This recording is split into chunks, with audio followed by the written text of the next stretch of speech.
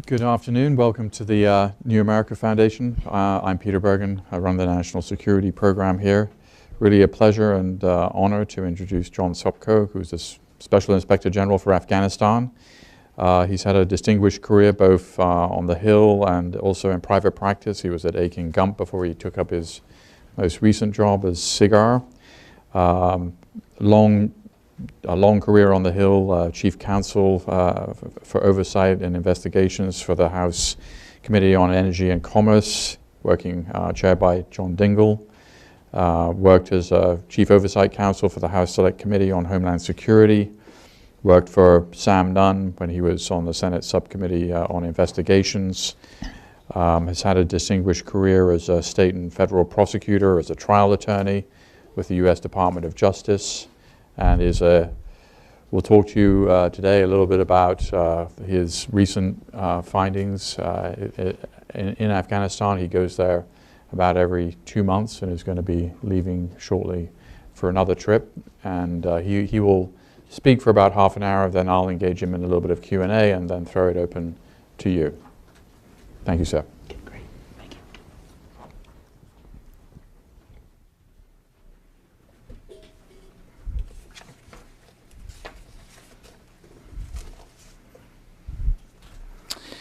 Good afternoon, and I want to express my gratitude to the New America Foundation for inviting me to speak today. And I want to acknowledge the commitment to new ideas and new approaches as we face the challenges of the 21st century, just like you do. Given the many challenges we face at home and abroad, and especially in Afghanistan, everyone must commit themselves to impartial analysis and pragmatic solutions, like both SIGAR and the New American Foundation strive to do. And I want to thank Peter for the kind introduction. I especially want to recognize his incredible contribution to our knowledge of terrorism and the counterinsurgency efforts. While the impending end of the U.S. combat mission has led some to erroneously believe that our involvement in Afghanistan is waning, Peter's continued focus on that area of the world is needed really more than ever. And we need his expertise to help guide the United States through the many challenges we will face during this transition and beyond. Today I'd like to talk about those challenges. In SIGAR's latest quarterly report, which we left out at the counter when you came in, we issued it last week. I explained why I believe the United States and its allies are entering the most critical phase of the reconstruction effort in Afghanistan. As the United States and our coalition partners begin to pull out combat troops, the Afghan government must assume greater responsibility for its own country's future. The continued success or failure of the U.S. mission will depend on whether the United States and its international partners have adequately prepared the Afghans to handle four key transitions: the security transition, the economic transition, the political transition, and a transition to increased direct assistance. Let's begin with the most important element first, and that is security. Why is it so important? The answer is quite obvious. Without adequate security, meaningful progress in Afghanistan is not possible. The reconstruction would come to a halt. The Afghan state could not defend itself from terrorist threats. Afghanistan could once again become a safe haven for al-Qaeda and others determined to harm our nation.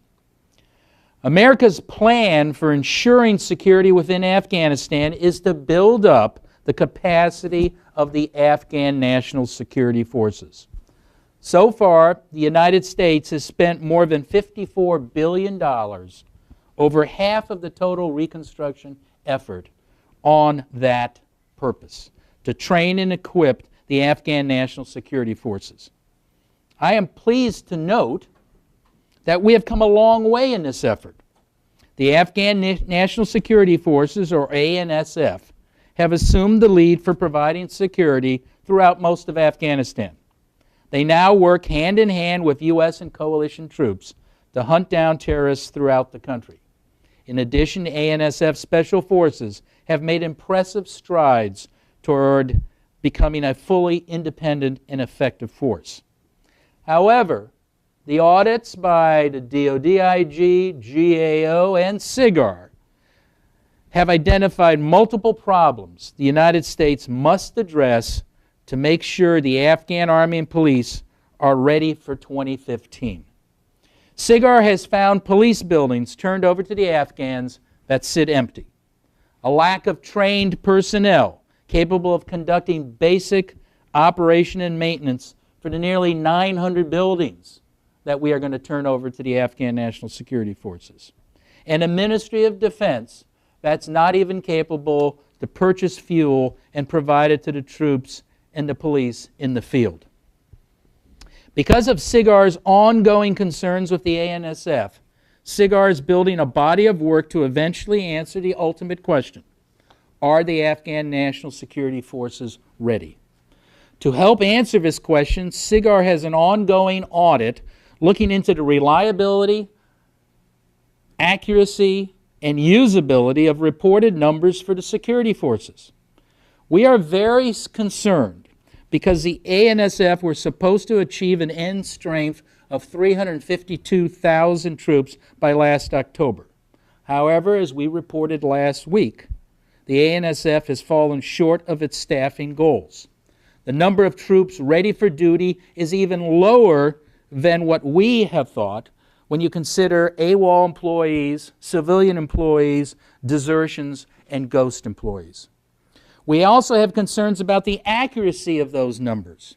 The Defense Department told us that there is no way for them to validate the ANSF's personnel numbers. These are often derived from reports prepared by hand by Afghan troops.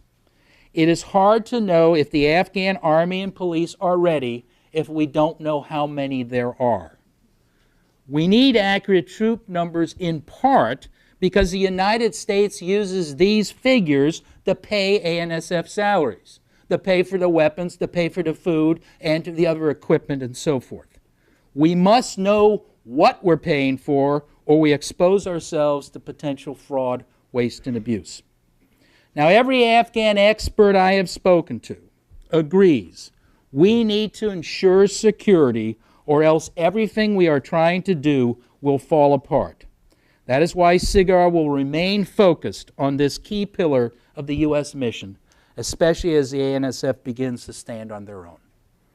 Next, let's look at the economic transition. Afghanistan's economy has improved since 2002. That is quite clear. But the country is exceptionally poor. Its GDP per person is about $540 per year.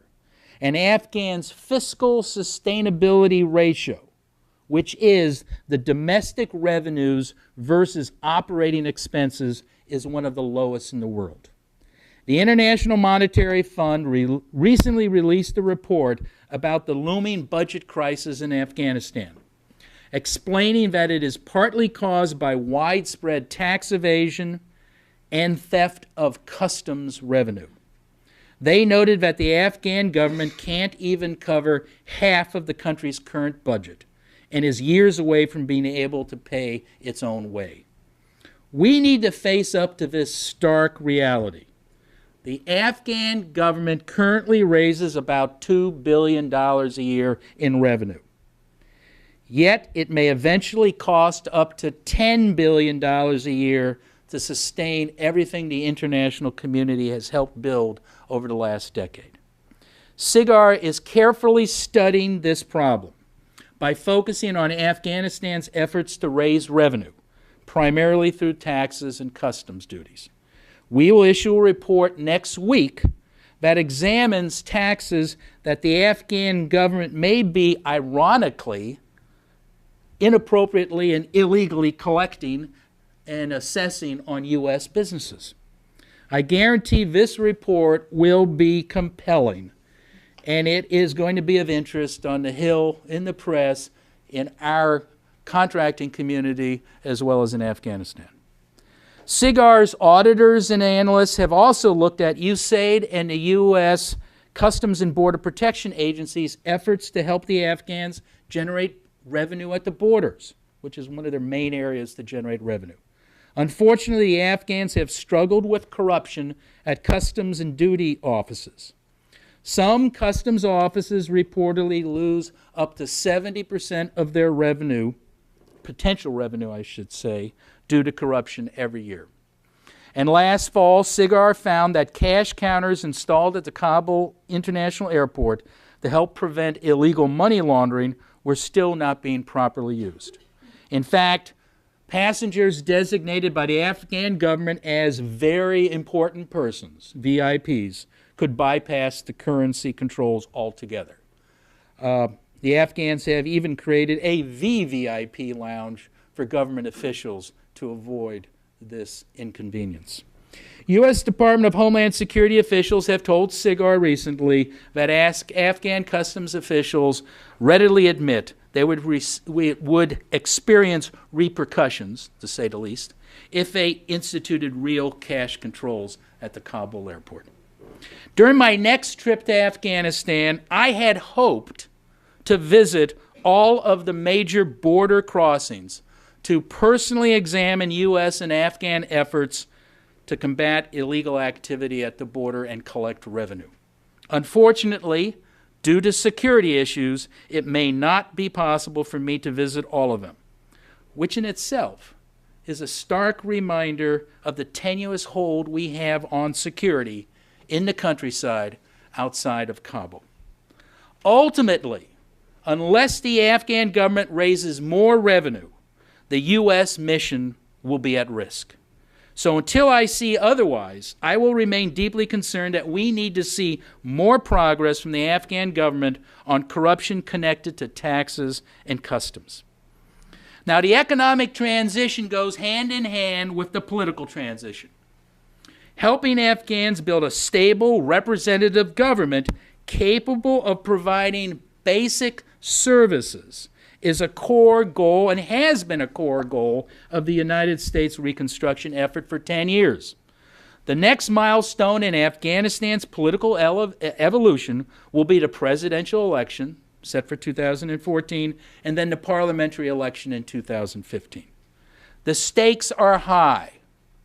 If either of these elections go badly, the impacts could damage the Afghans' legitimacy, incite ethnic and tribal tensions, and inflict a devastating blow on the chances for political settlement to the Afghan conflict.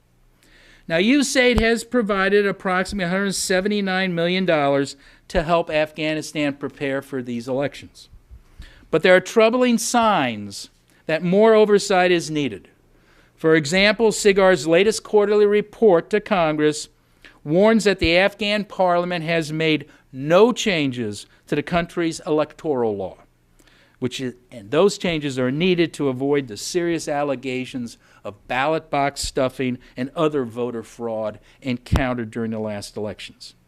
And recently, the head of the Independent Election Commission has warned that it will be unable to identify counterfeit ID cards.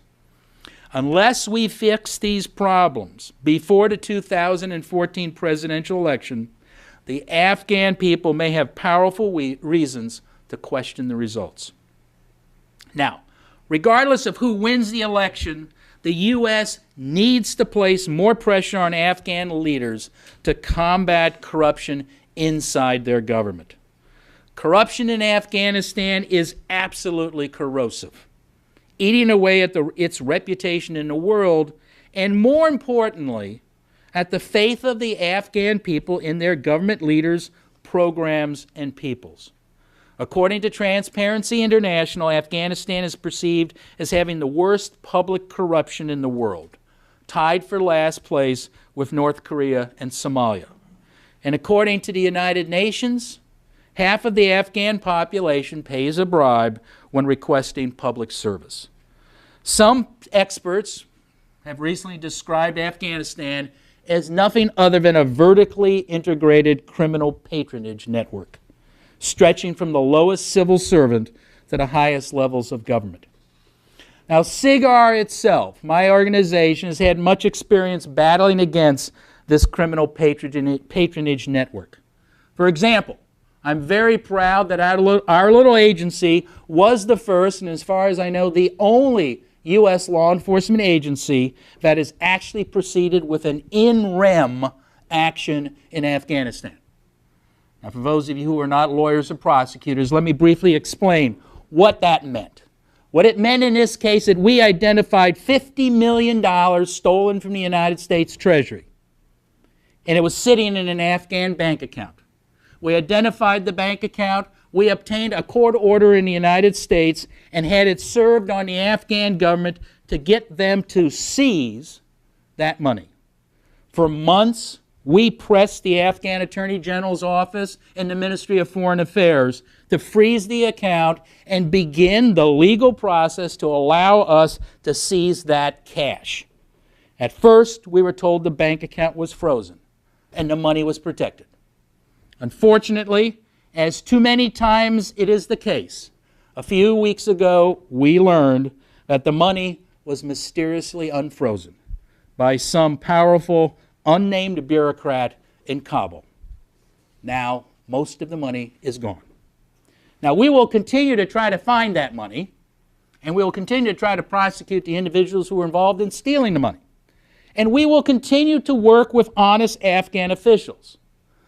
But I fear our recent experience with this case and others may be the future for rule of law in Afghanistan, unless we, the United States government, make fighting corruption a priority for the Afghans, and we hold their feet to the fire to do what they have promised to do repeatedly in international agreements. For example, at the July 2012 International Donors Conference in Tokyo, the Afghan government agreed to combat corruption, and the international donor community said the Afghan government must demonstrate a commitment to deterring corruption to continue receiving international assistance. Now, it is the responsibility of the U.S. officials to hold the Afghan government accountable to these commitments. We cannot back away from this responsibility. We need to have the courage to withhold funding if progress is not made by the Afghan government as promised. During my upcoming trip to Afghanistan, I will once again put U.S. agencies on notice that both Congress and the American taxpayers need to see concrete steps by the Afghan government to combat corruption and to improve governance. If this is not done quickly, I fear we run the risk of the loss of U.S. taxpayer, and U.S. congressional, and the international community's support for continued reconstruction. The U.S. must also remember that it plays a role itself in combating corruption by policing its own actions in Afghanistan. The U.S. government must embrace transparency and hold its own contractors accountable for poor performance and criminal acts. And they must ensure that our contracting dollars do not go to terrorists or warlords who work with the terrorists.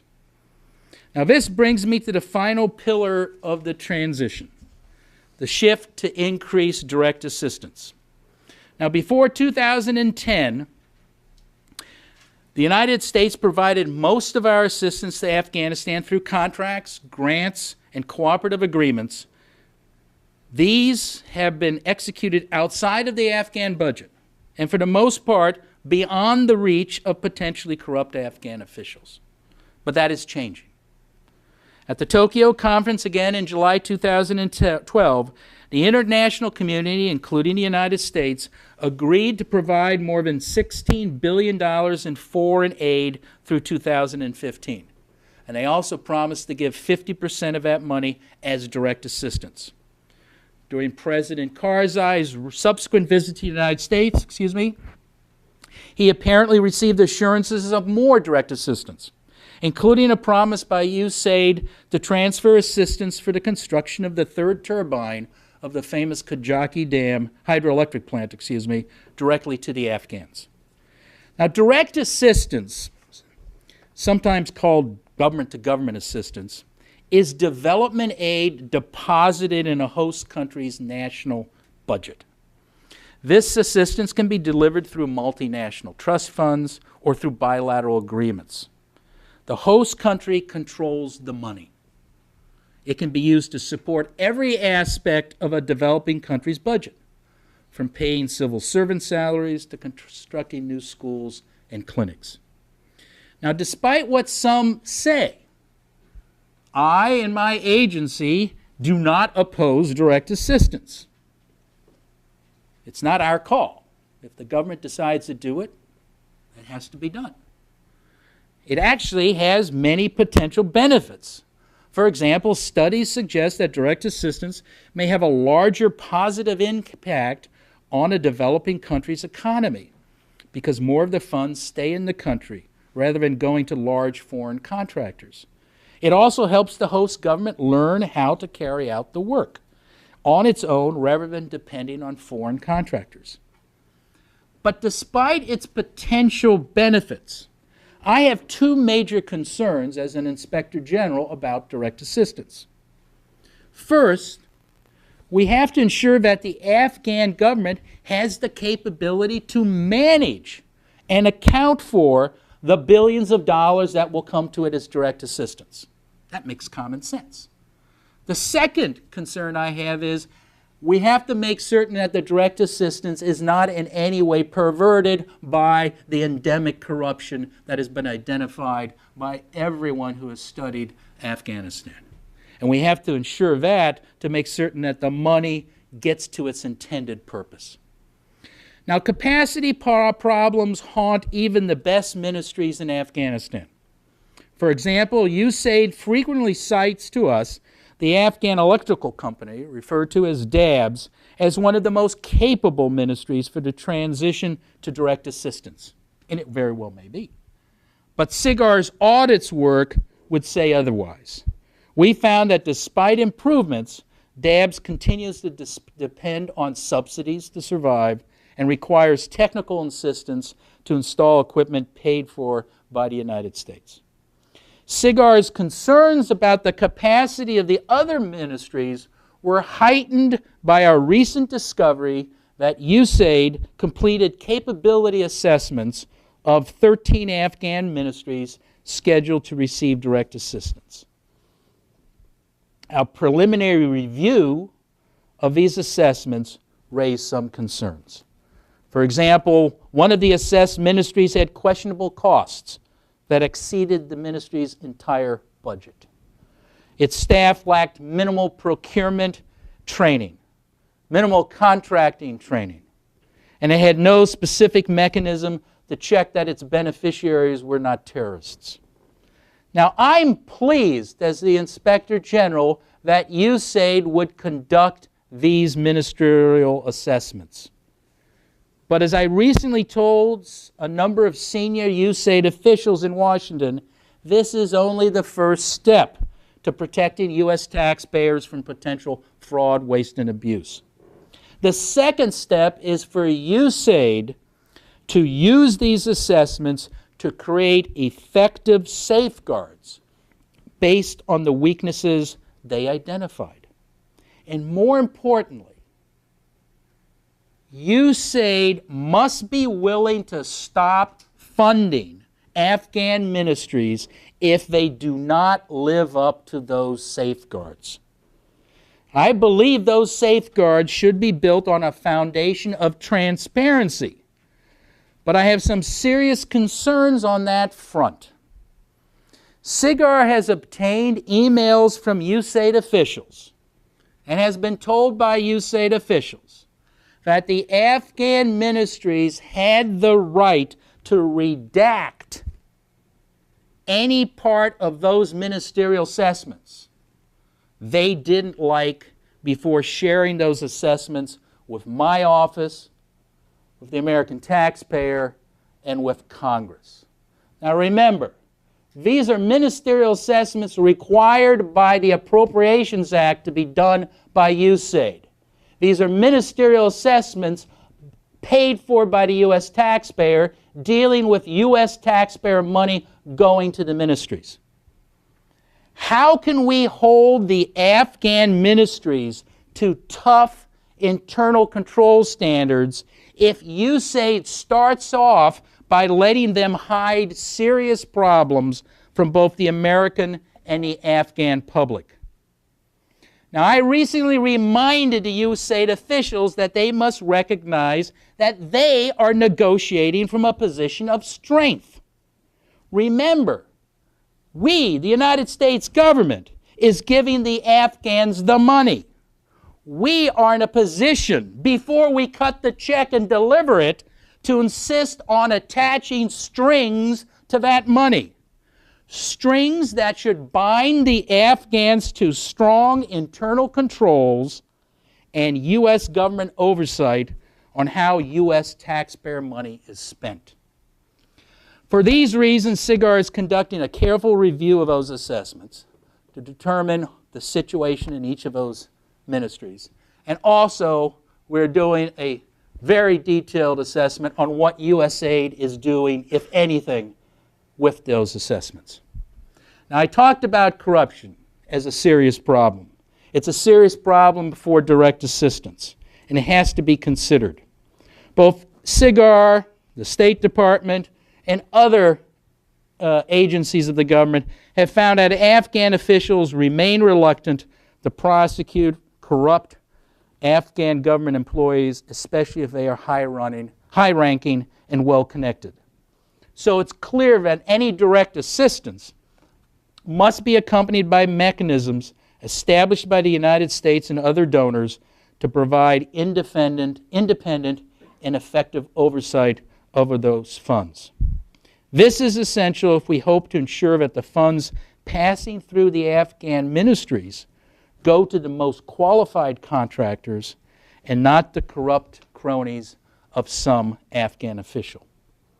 Funding should be conditioned not just on meeting measurable outcomes, but on providing the United States and international donors unfettered and timely access to relevant documents, employees, and records, and most importantly, access to the projects and programs financed by U.S. assistance. Now, managing all four of these transitions that I described today, security, economic, political, and direct assistance, will not be easy. Despite everyone's best efforts in Afghanistan, SIGAR will undoubtedly find problems that must be addressed. So will my sister IGs.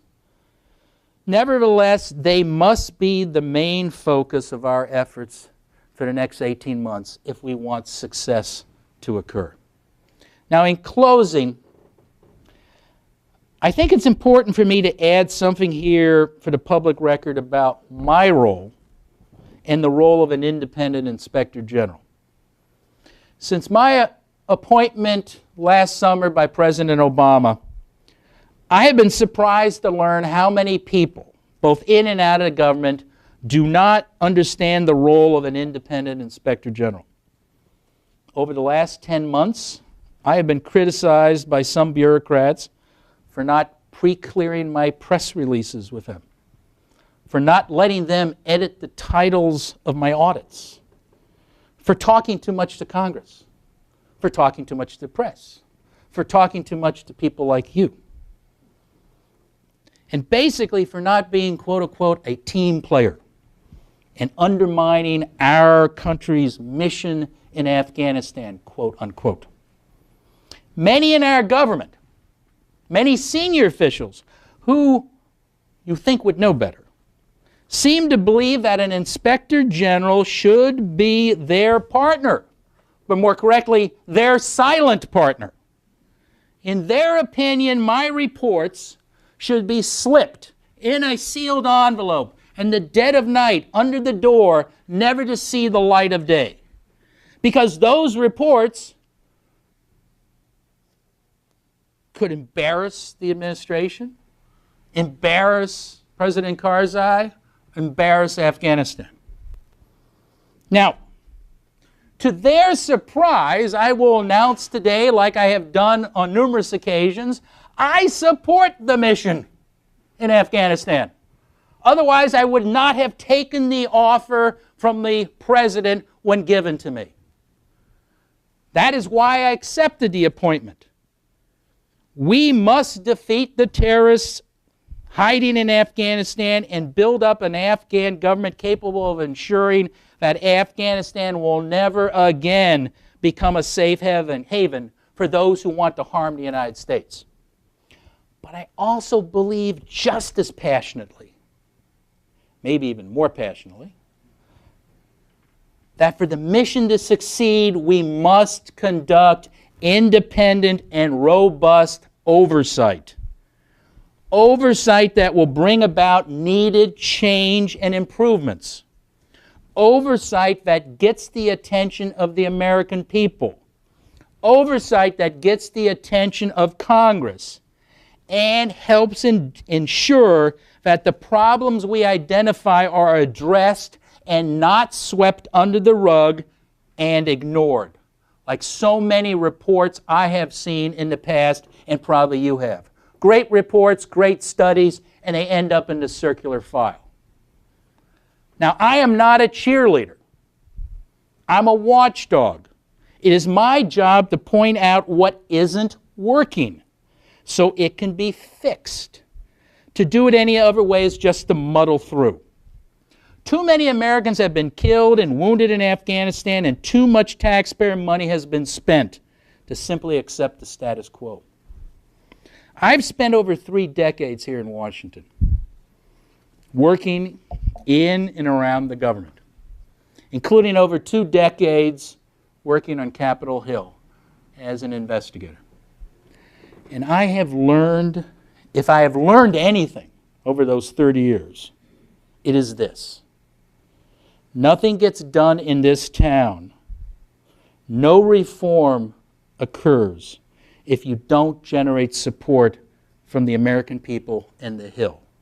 And you can't generate that support unless you use the vehicle of the press and public disclosure with institutions and subject matter experts such as yourself here at the New America Foundation. So I can assure you today that SIGAR will continue to work in a transparent manner to ensure that the truth is heard before it is too late to fix our mistakes. We don't have decades to get it right in Afghanistan. We only have a few years. Now, there are touchstones in history that can help guide us through the challenges we now face.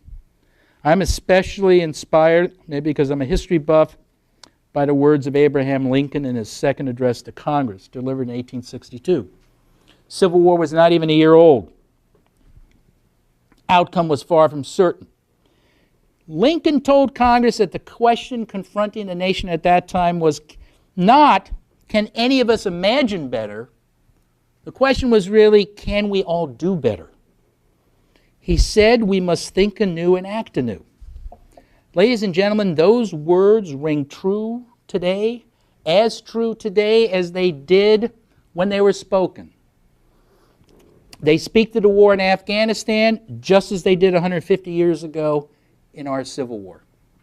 We must recognize that although there have been successes in Afghanistan, there have also been mistakes. We must be honest to that. There have been programs that have been poorly run and managed. There are things we could have done better. We must be honest about that and not drown out needed reform and new ideas with a lot of happy talk and rosy press releases. We are not going to win that war nor succeed in reconstruction by coming up with a better public relations campaign. It is time for our country to think anew and act anew in Afghanistan when it comes to reconstruction. SIGAR is ready, willing, able to do so. And we will do so with honest and vigorous oversight.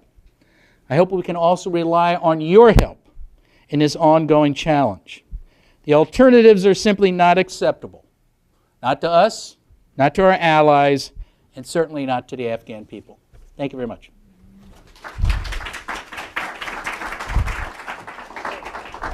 Thank you very much. Thank you very much, sir. I was intrigued by the 179 million figure that you mentioned for the presidential and parliamentary elections, and was wondering two questions. Can you give us a sense what that money is, how it's being allocated between the two elections? Obviously, I think the presidential election seems more important.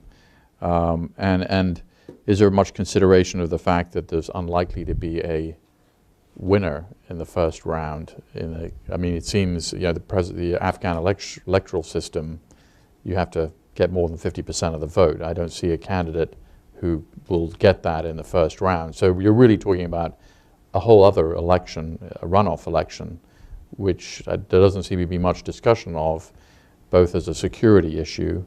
You'll have to, you know, it's a countrywide election that you'll have to run again. You can't do it 2 weeks later, I don't think. It would have to be several months later. So I just wanted you to sort of discuss how you see this playing out, and how the money's been spent to make this relatively free and fair. Well, you know, I have to be very honest with you. We operate in Afghanistan, but we also coordinate our work with the other IGs in the General Accounting Office. So we sort of divide the world, as you must say. We came up with a strategy where what are the key issues and who's going to do what. The USAID is doing most of the work in that area. We have a very supportive role. I know they have been doing some work. They have some audits ongoing, but I can't really answer the question on how that money's being split and how they're looking at it. But that is, it was reported to us for our quarterly report, because we have to discuss governance issue, and so we got into it. So I can't really answer on how they're dividing it up and how that's going to turn out. Okay. You know, one of the interesting things on the ANSF, which you began your discussion with, is the desertion rate. And last time I checked, it's 27%. So you don't have to be a mathematician to recognize that it won't exist relatively. If you keep up that rate of, is there anything that can be done about that, or is there, you know, I know it's a little bit outside your purview, but why is the desertion rate so high? Do you have a... You know, I don't have an answer to that. I think the issue that we've seen on desertion rate goes to the recruitment. You're recruiting people, you're giving them a salary, sometimes you're giving them a gun, and then they disappear. There has been some talk because of the issue with the internal threat that some of the people who have been recruited in the past have actually had no intention to serve. That could explain why they came in, took the money, and left. Part of that desertion rate, and this is why we're very interested in it, is we don't know how much of that is an actual desertion rate, or is it just a scheme to skim revenue. Because remember, you recruit 100 people, we will pay for 100 salaries. And we will pay for 100 uniforms and 100 guns and the fuel and everything. It's like the old Soviet system where it's a planned economy. It reminds me of work done in the past on the cotton crop in Uzbekistan.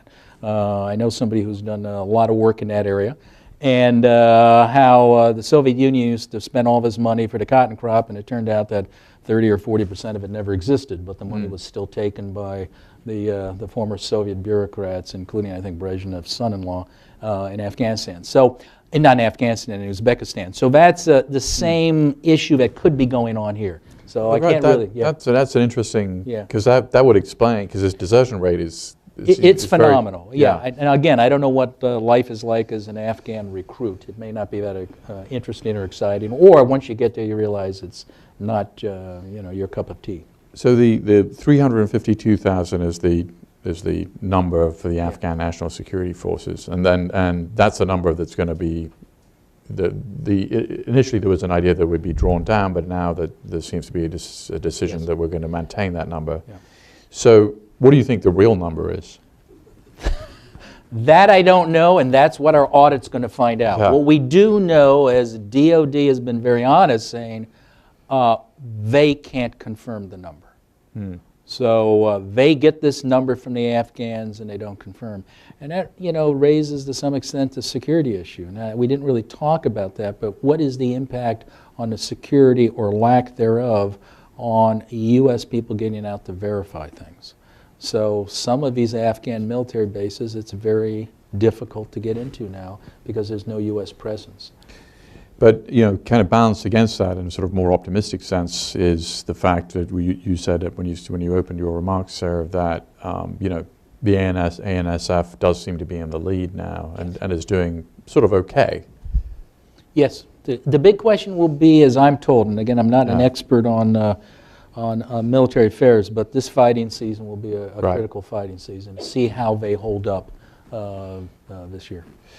The World Bank, moving to the economics, just to go in with the order that you took, I was struck by the fact that the World Bank assessed that the Afghan economy is only going to grow at 5 to 6%, which is obviously faster than we're growing in the next few years, down from 9%. That seems like a very high figure. On the other hand, the World Bank seemed to have done a pretty rigorous assessment. I mean, do you share that kind of view of the Afghan economy basically doing sort of okay?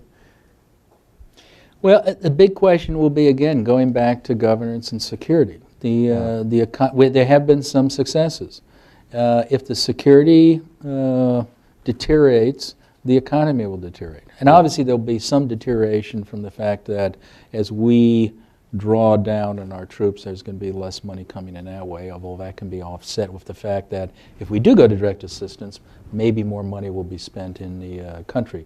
So I can't really comment one way or the other. I haven't rigorously looked at how the World Bank came up with their statistics. Yeah. But I think the key we want to ensure is that whatever gains we have made and whatever gains the Afghans have made, we don't lose it if the security goes bad and they can't sustain their economy as a result. And that's why the election, it seems to me that if the election goes sort of okay, a lot of these other issues will be resolved because the election, in a sense, is a sort of form of reconciliation process if it went reasonably well, where everybody felt they had a seat at the table, and then the economic and security situation, I think, will improve if the politics looks like it's going okay. But if the election doesn't go okay, then I think we're in a whole different realm. I think you're absolutely correct. That's why it's important for us as we talk about this transition that we get the election right, and more importantly, that the Afghans get the election right. Right. You mentioned that you're going to, this intriguing thing about the Afghan government actually taxing American companies in a way which might be illegal. Do you want to expand on that? Well, I probably want to wait a little bit. Next week, the audit will be out, and a lot of people are waiting for that. I can just say that it's based upon complaints that we received, numerous complaints we received from U.S. contractors, and we've heard that our other international organizations or countries operating there, they've received complaints about their contractors being taxed. There are numerous agreements in place which would indicate that they should not be taxed, and that's what's causing a lot of the confusion right now. I mean, as a sort of general principle, what's wrong with the Afghan government taxing companies that are doing business in their country? I mean, if I was a German company doing business here, presumably I'd have to pay American taxes. Well, if you're doing business here, you're doing business here. But if you were the German government giving us money or building a road for us, there are usually agreements, international agreements that it's kind of a when you really think of it, here we're paying money and we're giving it to you, the Afghan government, and then on top of the assistance, you're taxing us for giving you the money. I think that's the problem here. So it's not like it's a company. We're not worried about a U.S. company selling cellular phones there. What we're talking about is an AID contractor, a DOD contractor who's working on U.S. assistance. And in addition, there were agreements in the SOFA, Status of Forces Agreement, or other international agreements where you wouldn't tax it. And normally you wouldn't tax reconstruction aid. One interesting question, and this may be impossible to answer, but do you have a sense of how much money, when we give money to the Afghans, often we, and you indicated this a little bit in your remarks, in a sense we're sort of paying ourselves in many ways, right? So we're paying our own salaries and paying for, benefits for, it's not as simple as us just giving 54 billion to the Afghan people. Much of that money is repatriated to the United States.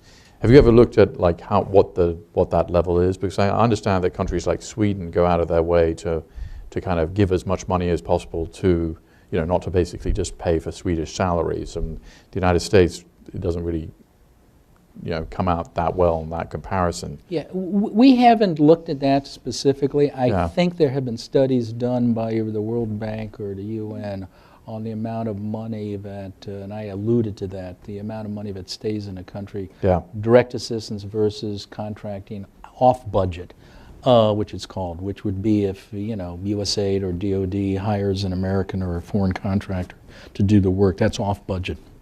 And I think there have been studies saying that there's more money that stays in the country, but I haven't looked at it directly. Right.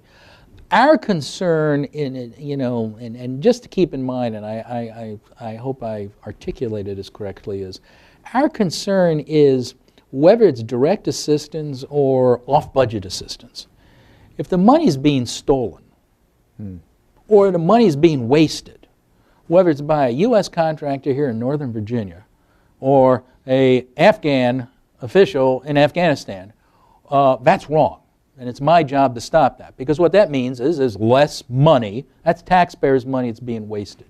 So I am equally concerned about waste, whether it's in Northern Virginia or Afghanistan. And I don't mean to pick on my Northern Virginia brethren, but everybody talks about the Beltway and in Northern Virginia. But it's waste that I deal with, fraud, waste, and abuse. If we find it, we will try to highlight it.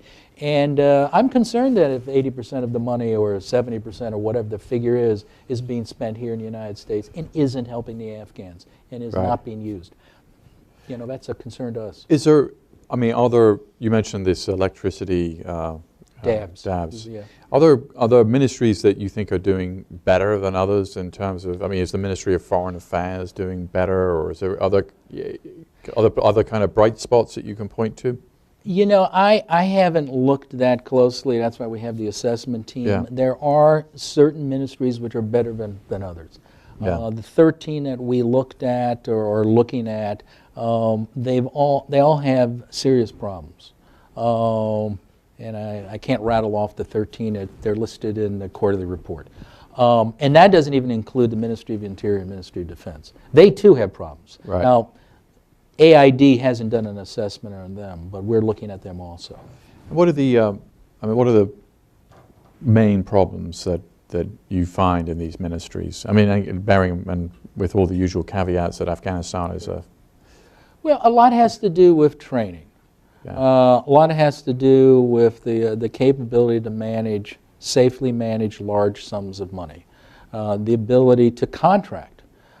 Even the Afghan Parliament complained a few weeks ago, and I think there was in the Afghan press, that they're upset that the Afghan ministries themselves don't know how to contract. And a lot of their own money is not being contracted out. It's not easy to contract. We're slow too in getting our contract dollars out. What type of safe controls do you have? Do you have controls over two people signing a check? Your typical controls you would have in any institution to make certain the money is not wasted. So those are the kinds of problems that we're seeing.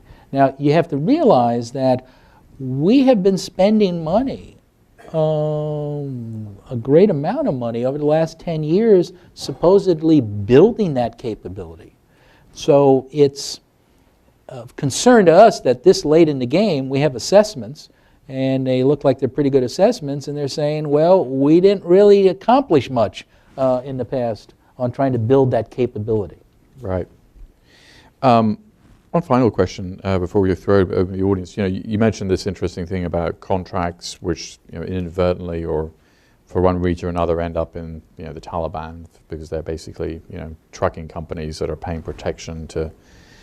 Brigadier McMaster was appointed by General Petraeus, to set up the unit, and particularly to look at this issue. And I think it was John Tierney who had big congressional investigations, and that was, I think, in the sort of '09 timeframe. I'm presuming that this problem which was a very big problem, has been somewhat a handle has been gotten onto this, where we were effectively, U.S. dollars were actually going to the Taliban in some large sum. I'm not absolutely, I wouldn't be, let's say, as sanguine as you are that it has been fixed. Right. We see that problem throughout. And when I go there, one of the reasons I go there is to talk to some of the people, particularly those outside of Kabul, and they tell me what's going on. There are still serious problems about money being diverted, and I think there's serious concerns about money still being diverted to insurgents. Yeah, and how do you prevent that? Because, there's a natural, of course, if you're building a road, you do want the road to be protected, and you can see why it happens. How do you stop it? Well, you do some due diligence. Yeah.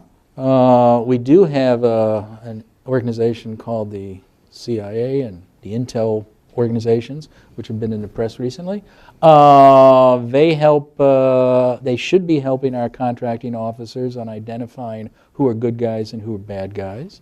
And then once you identify if they're good guys or bad guys, then you prevent them from getting contracts. Now, we just did an audit that came out, and it's mentioned in the quarterly report, called Contracting with the Enemy. I think Section 841 of the National Defense Authorization Act of whatever year, which basically gave the authority to the theater commanders to bar contracting with the enemy. What we were finding out is we were actually contracting with the Taliban.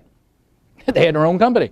And was it Taliban cement company? Or something like that, Joe's cement company or whatever. And so, Congress got a little miffed about that, and I can understand why. So they set up this process, and we analyzed it, and it's a good step. We also have our own debarment and suspension program, and I can proudly say that my little organization of 200 people, I think we have the most aggressive suspension and debarment program out there, where we're trying to suspend and debar people not just for bad contracting, but for also being bad guys, for being part of the insurgents. And we've had problems with that because we can't actually suspend and debar them. I remember having a frank conversation with General Allen, and he totally supported us having suspension and debarment authority.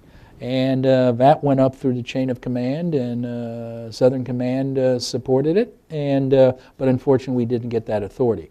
But I think you're onto something. I think it's a serious problem. There are ways to address it. It's not an easy problem. I just don't think it's been addressed yet. And it's still a concern when I go and talk to the people in Task Force 2010, and I talk to the generals out there. Great, we'll throw it open to questions. If you have a question, please wait for the microphone, identify yourself, and we'll start with this gentleman over here.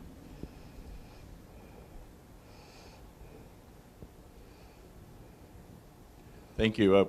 Good presentation. My name is Doug Brooks. I'm an independent consultant now, but I'm with the Afghan American Chamber of Commerce, and before that I ran the ISOA, the International Stability Operations Association. My question is really on the foreign direct investment that's going into Afghanistan now. Do we see much investment going in? Do we see foreign companies interested in investing in Afghanistan? And do we think this World Bank prediction of 5% growth is going to continue after 2014? Yeah.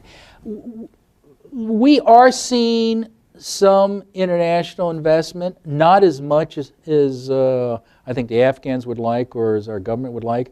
And I think you really hit on something. Success in Afghanistan is not going to be the result of just pouring more foreign aid in. Success in Afghanistan is going to be investment. It's going to have to be the private sector develops. You're going to have to develop the jobs. You're going to have to develop the industry there, and you're going to need some foreign investment. I don't think there's enough. That's my personal opinion. We haven't done an audit on that, but talking to people out there, that's the future. And I think you've really hit it on the head. And again, this goes back to the election issue, the security issue, the stability of the country. Investors are not going to go in there if they're worried about the election. Investors are not going to go there if they're worried about the ANSF collapsing. Investors are not going to go there if there's no rule of law. Okay? We've learned that before. And that's why it is a key that in these transitions we get that right. And if we have to hold the Afghans' feet to the fire, it's tough love in a way. You got to make certain they realize that we're not going to be here for 20 or 30 years. I mean, the reality of the situation, I heard somebody the other day from one government agency, maybe USAID, saying, you know, we're in here for the long run, 20, 30, 40 years. Well, I mean, my humble opinion, at what point do you stop? At what point do you think the American taxpayer is going to say, well, now we've been there for 900 years. Do you think maybe I mean, in all seriousness, we have spent more money on Afghanistan than we have spent on any other country in the world. Okay? Even Germany post-World War II. Right now, this year, we are spending twice as much on Afghanistan than we do on the next 4 countries combined.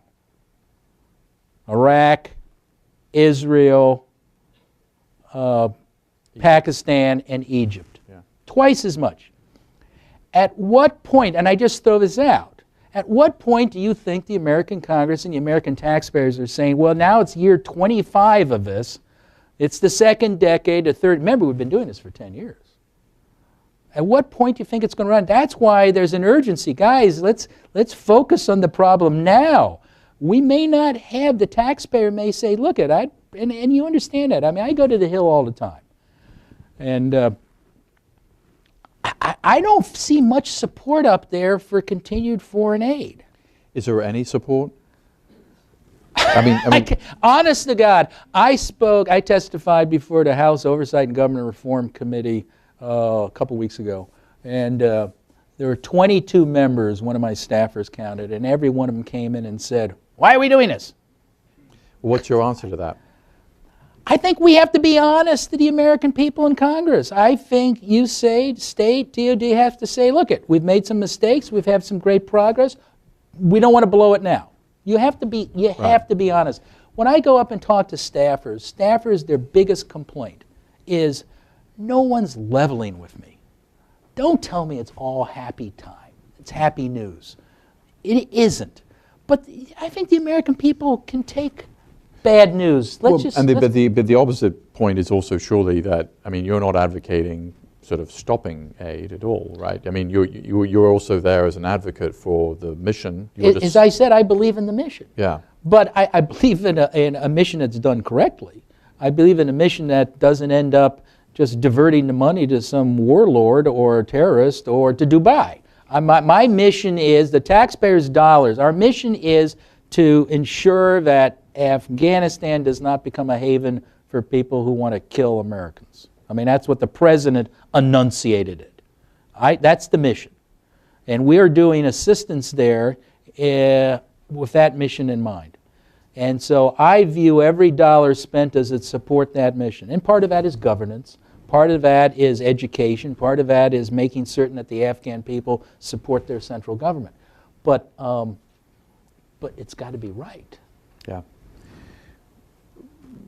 Down here, Annie. Thank you. Just one of these two people here. Thanks. Thanks. I am Jeffrey Lim from Senator Angus King's office. I was wondering that, well, we're obviously not the only people doing development aid and reconstruction in Afghanistan, so I was wondering if the other foreign actors in Afghanistan also share the same level of concern and priorities in how they're cooperating with SIGAR and the rest of the U.S. oversight agents bodies on making sure that the aid is being properly spent and that the Afghan and people and also people abroad, like the U.S. public, are receiving transparency and accountability, because obviously some of these countries, this might not be the first priority, to be blunt about it.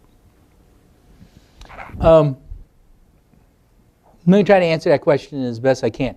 I have jurisdiction only over the U.S., so I spend most of my time talking to U.S. officials and experts here.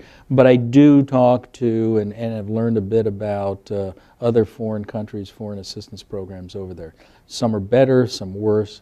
What I hear, and again, this is not, we haven't done an audit or inspection or anything, this is more anecdotal, is that some of their programs are better, but they have a weariness too of assistance. Now, so I can't speak for that. I can't see what I don't know what the Europeans are going to do. I don't know what the Norwegians are going to do or whatever. But there is a big presence there. The Japanese have a big presence there. There are a lot of countries helping, which is great. The other part of your question has to do with coordination, I think. And that is something that I do have authority over and we do look at. And I'll be quite honest, it's not good news. One of the things we keep seeing is nobody's in charge. And that's why if you go back to my January quarterly report where I laid out 7 questions, and the 7 questions if you want to succeed in Afghanistan, and one was, do we coordinate with the Afghans, which turns out a lot of times we don't talk to them before we give them a bridge, a school, or a dam. Do we coordinate internally? Many times USAID does not know what the DoD is doing, does not know what the CERP program is doing, does not know what the Corps of Engineers are doing, and likewise. And we don't coordinate with the international community. So we did an audit looking at, again, going back to DABS, and it was something that the Asian Development Bank had a program, and we totally ignored and never talked to the ADB on one of these energy programs. So what I hear repeatedly, and I don't know who's at fault, is that there is a coordination gap among the international community. And I have heard people criticizing the Japanese and the Europeans, and I've heard the Europeans criticizing us, so I don't know who's right. But we do need to get that coordinated. This lady here.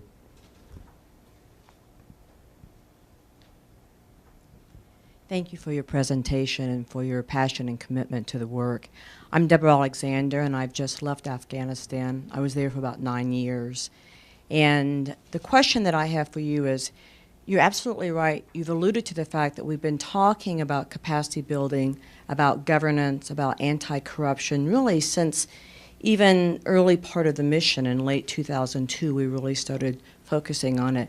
And so there have been a multitude of programs, mentoring, coaching, advisors assigned to the ministries, and not only the U.S. and on all of our programs, but as we were just talking about, the UN, UNDP, its other affiliated agencies, other donors have also focused on anti-corruption and governance.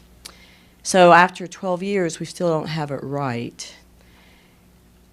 My interest is, what could we have done in 2002 and 2003, and looking back, what can we learn that we could have done then that we might not be in the place where we are now and continuing after 12 years to talk about the same problems? Thank you. I think that's an excellent question, and I'm not going to try to dodge it, but I will say we don't have an answer yet. I mean, it's not over, and it's one of the things that we're being asked to do by our statute. It's sort of lessons learned. What can we learn from our experience? So that's something we're going to be working on. So, and I'm open to any suggestions, thoughts. You've been there for 9 years. I talk to people all the time, and I recognize I'm not the expert. My people aren't the experts. We're good at audits, investigations, inspections, and I do have some subject matter experts, but we don't have the expertise of somebody like you who's been there 9 years, or somebody's been doing counter-narcotics for 20 years, or somebody's been in the military for 30 years, such as yourself. I mean, so we call on people. That's why I love to talk to organizations such as this. I get people to come to me. We actually have what I call the cigar salon, in which people come and talk to my staff, totally off the record. Smart people come in, and I want to extend an offer to you and anyone else who help us understand the issues, because we're going to have to do those capping reports, those reports that look at lessons learned. But, so it's not a dodge. I can't give the answer yet. There's been a lot of work done already, and I don't want to ignore that. The War Contracting Commission did a lot of work on how do you do contracting and procurement in a kinetic environment. My sister agency, the SIGR, not to be confused with the CIGAR, the Special Inspector General for Iraq Reconstruction, Stuart Bowen, has done hundreds of reports, and some good hard analysis. And a number of people who have written about, I think there's a book that just came out recently on foreign assistance, and he's taking pieces of various work. So that's something we're going to have to look at. We haven't done it yet. But what I will say, and that's why I came up with those 7 questions, if we early on had started asking those 7 questions, and these 7 questions are really easy. I mean, and I want them to be easy. I didn't want something so convoluted that it reminded me of some of my econ courses when I was at the Wharton School, which I never understood and failed miserably. Does this program or does this project, and these questions should be asked before we start spending the money.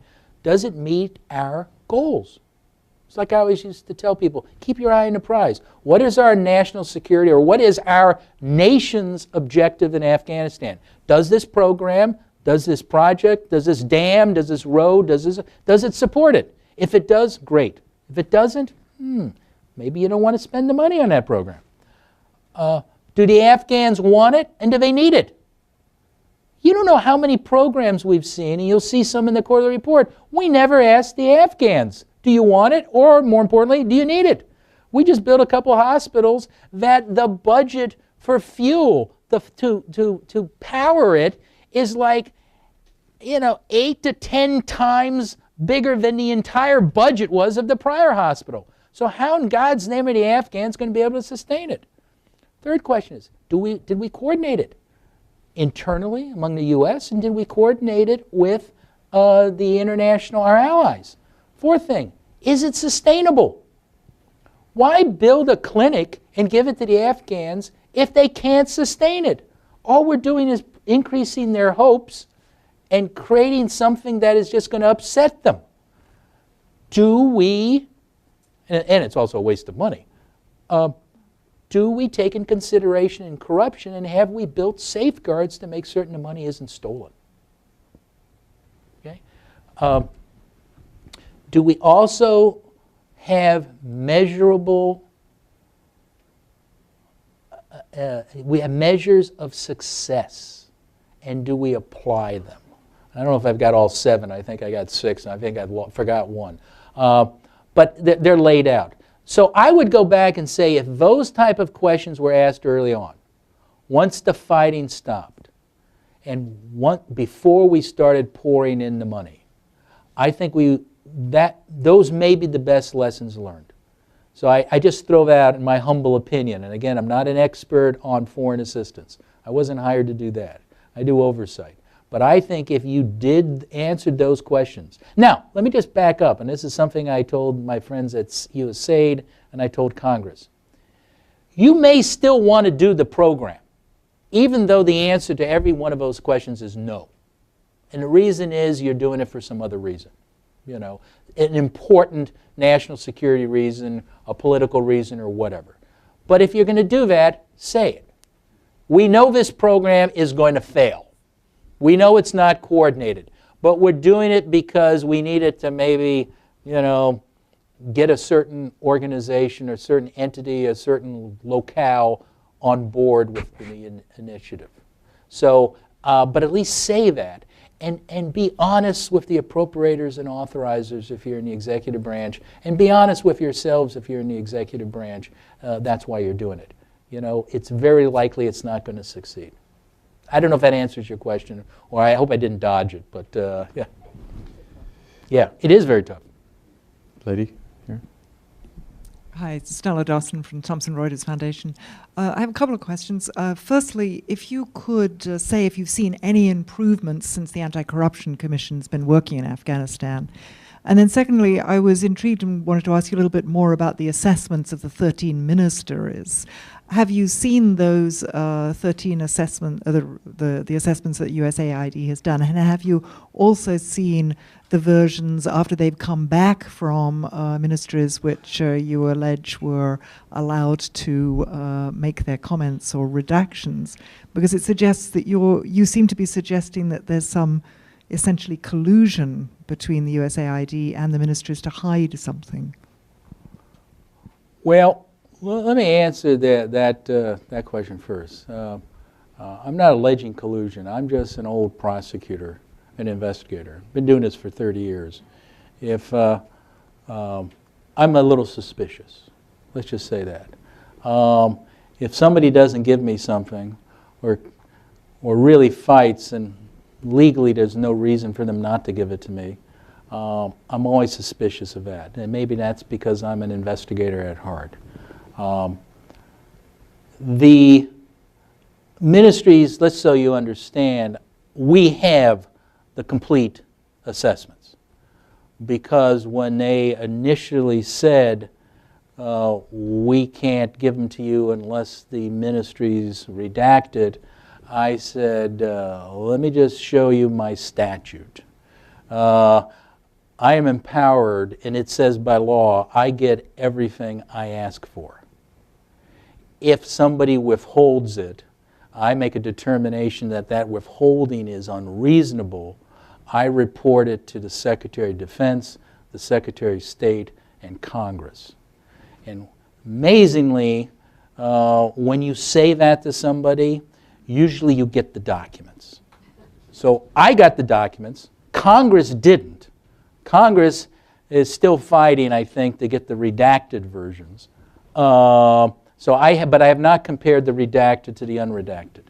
So no, we have them, and I have not. We're doing a preliminary review. We have auditors looking at them, but I just gave you sort of a preliminary taste of that. So I can't tell you exactly what was redacted and why it was redacted. But I think it was unreasonable to redact that. The American taxpayer is giving the money to the Afghan ministries. The American taxpayer even paid for the assessment. The American taxpayer is paying for the AID official to do all this. So why doesn't the American taxpayer have the right to see it? And her question about the anti-corruption, I mean, is there a sense that things are getting better? I mean, the Kabul bank, there were prosecutions. It's not, you know, then I look at, you know, neighboring Pakistan, where 2% of the population pay taxes. And yeah, I can't compare it to Pakistan or to any other of the stands, but I'm not absolutely certain it is getting better.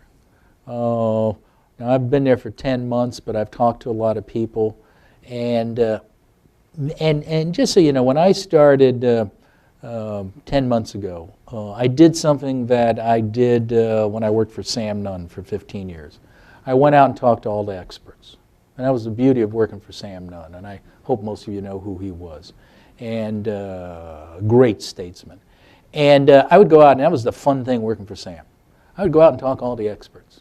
And in this case, I talked not only to the experts, but I was told to talk to my clients. And my clients were, you know, AID, State, DOD, the Hill, the Department of Justice. Went out and talked to everybody.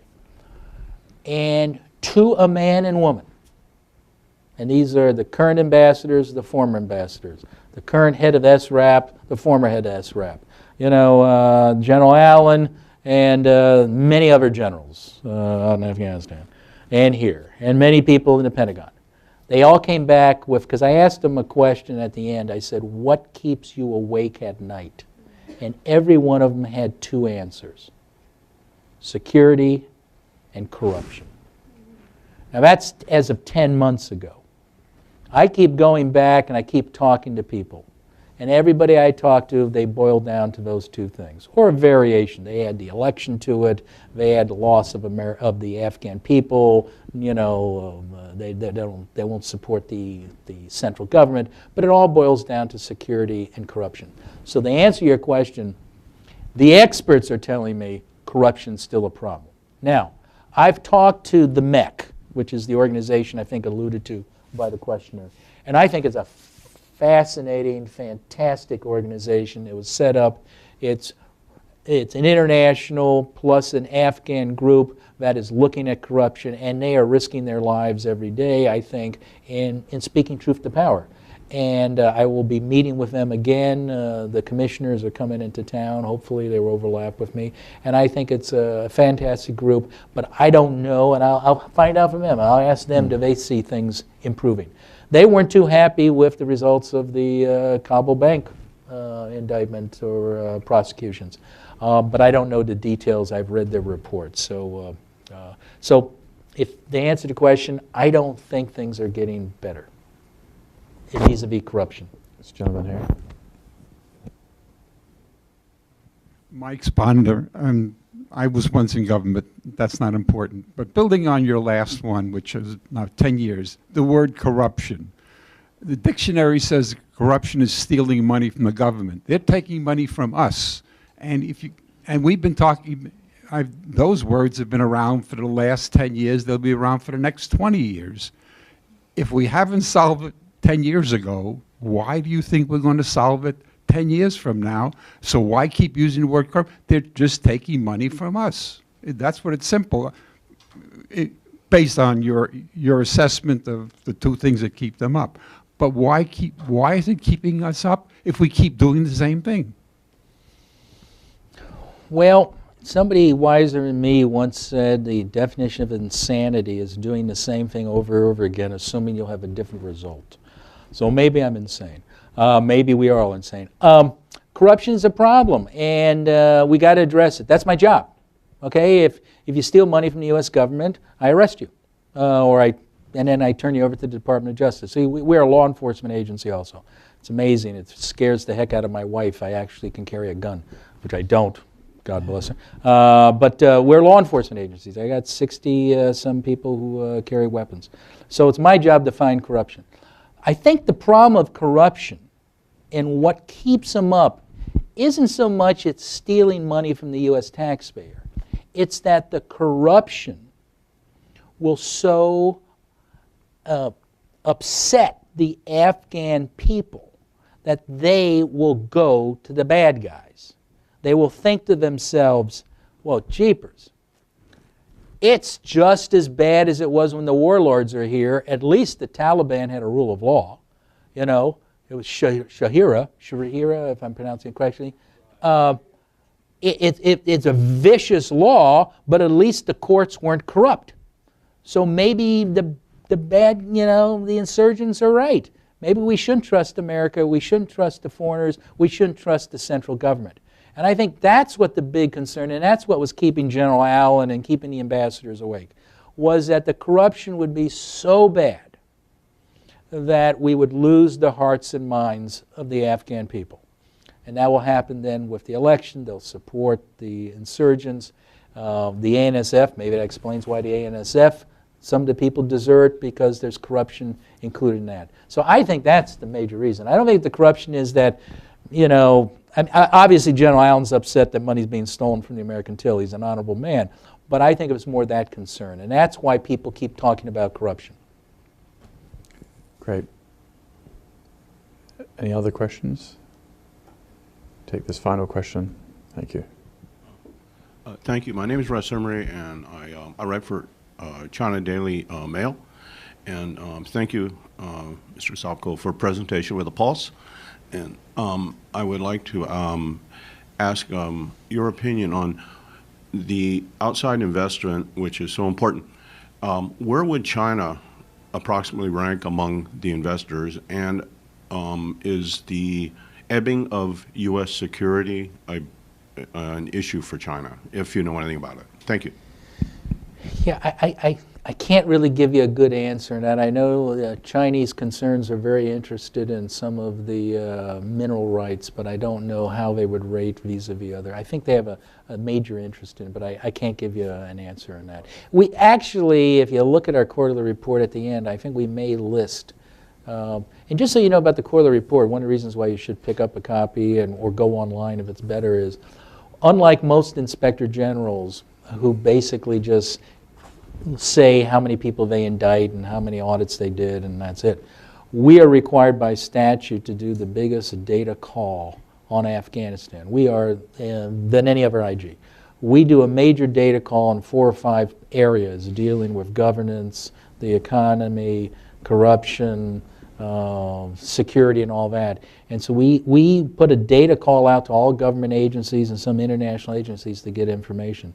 So you should find a lot of information that may be useful to you in the back. I don't know if we discuss foreign investment there. If not, maybe I'll talk to my people and we'll do that. That's another nice thing of coming to think tanks like this. If the think tanks are my clients too. If what I create isn't useful to you, call me up. And if it's reasonable, it's legal, we'll put that data call out because we believe we support the American people. And this is your book, the American people's book. And it should be useful for every taxpayer to pick it up and say, this is what we're doing in Afghanistan. Whether he's a student in a college or somebody doing it in a think tank or a government official. You don't know how many government officials actually call us up and say, can you ask this question? Because I can't get it from the Department of Defense. Or USAID won't tell me. And those are actually people working in the Department of Defense and USAID. So, I mean, what I'm saying is people call us up to ask for information because they can't even get it internally. So, It's also the perfect Mother's Day present. yeah, yes, and the price is right. Thank you very much. Thank you. Thank you. That's great. Very good. I hope you enjoyed it.